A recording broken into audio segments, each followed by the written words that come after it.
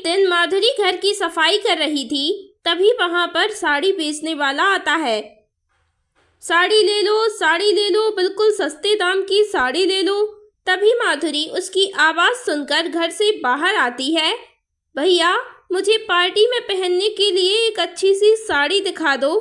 तब वह माधुरी को अलग अलग तरह की साड़ी दिखाने लगता है। तभी वहाँ माधुरी की सास भी आ जाती है। माधुरी, क्या तुम साड़ी खरीद रही हो? हाँ माँ जी, कुछ दिनों बाद मेरे भाई के बेटे का जन्मदिन है, इसलिए मैं एक अच्छी सी साड़ी पसंद कर रही हूँ।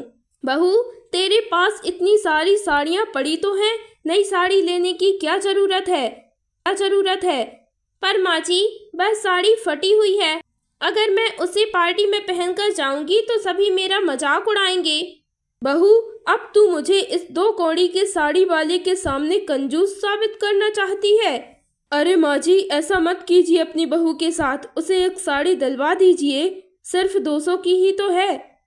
अरे, अगर तुझे इतनी दया आ रही है तो तू फ्री में दे देना एक साड़ी। बड़ा आया मुझे सिखाने वाला, चल निकल यहाँ से।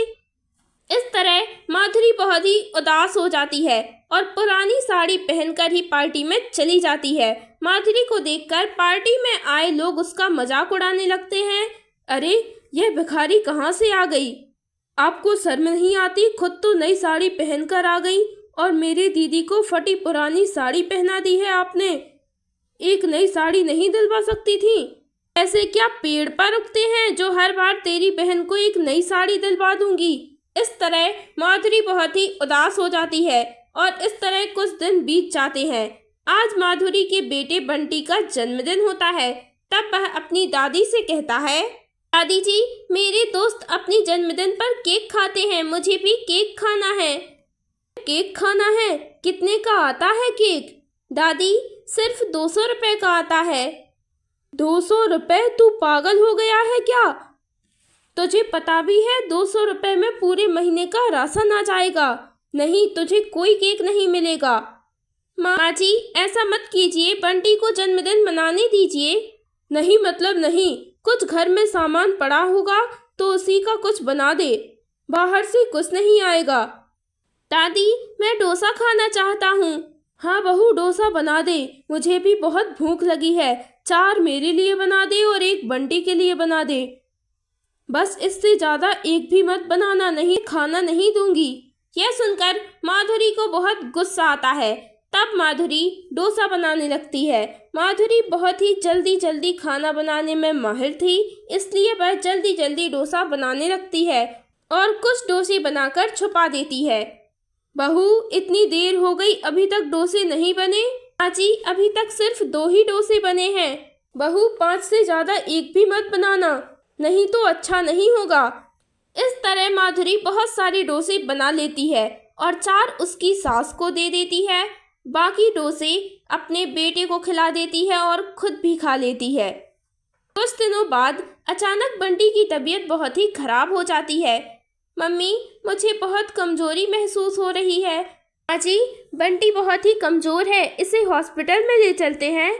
नहीं बहू, हॉस्पिटल में बहुत खर्चा हो जाएगा। मैं एक बाबा को जानती हूँ, वह इसे बिल्कुल ठीक कर देंगे। माँ जी, इसे बहुत तेज बुखार आया है, बाबा इसे ठीक नहीं कर पाएंगे, इसे डॉक्टर के पास ले चलते हैं। तुम्हें समझ नहीं आ रहा बहू, बाबा जी इसे बिल्कुल ठीक कर देंगे। तब माधुरी की सास उस बाबा को बुला लेती है। बाबा जी, मेरे पोते को ठीक कर दीजिए, मैं इसे ऐसी जड़ी बूटी खिलाऊंगा कि इसका पेट दर्द बिल्कुल ठीक हो जाएगा। पर बाबा जी, इसे पेट दर्द नहीं हो रहा है, इसे बुखार आया है। मेरा मतलब, इस जड़ी बूटी से सभी बीमारियां दूर हो जाती हैं, बस 2 खुराक में यह बिल्कुल ठीक हो जाएगा। तब बाबा उसे दवाई देकर चले जाते हैं और 2 बार दवाई लेने के बाद भी बंटी ठीक नहीं होता, बल्कि उसकी तबीयत और भी ज़्यादा खराब होने लगती है, क्योंकि बंटी को डेंगू था। माँ, मेरा बहुत तेज सिर दर्द हो रहा है, मुझे बचा लो। तब माधुरी बंटी को जल्दी से हॉस्पिटल ले जाती है और कुछ देर बाद घर वापस आकर अपनी सास को कहती है, कंजूस औरत, तूने मेरे बेटे का सही समय पर इलाज नहीं होने दिया, तुम्हारी वजह से मेरा बेटा मर गया। क्या बहू, बंटी मर गया? ऐसा नहीं हो सकता। कहाँ है मेरा पोता? अब तू मेरे बेटे के पास भी मत जाना। नहीं बहू, ऐसा मत कर, मुझे माफ़ कर दे। मेरी थोड़ी सी पैसों की कंजूसी की वजह से मेरा पोता नहीं रहा। मुझे अपनी गलती पर बहुत अफसोस है, मुझे माफ़ कर दे। तभी वहाँ बंटी आ जाता है। बंटी, तू बिल्कुल ठीक है ना? जी बंटी बिल्कुल ठीक है। वह तो मैं इसे सही समय पर डॉक्टर के पास ले गई। अगर थोड़ी भी देर हो जाती तो बंटी बच नहीं पाता। अच्छा हुआ आप इसे सही समय पर यहाँ लाई। अगर 1 घंटे भी देरी हो जाती तो आपका बेटा बच नहीं पाता। मुझे माफ़ कर दे बंटी बेटा, मेरी वजह से तुम्हारी जान खतरे में आ गई। अब मैं कभी कंजूसी नहीं दिखाऊंगी। इस तरह माधुरी की सास को अपनी गलती पर बहुत अफसोस होता है और वह अब बिल्कुल कंजूसी नहीं करती।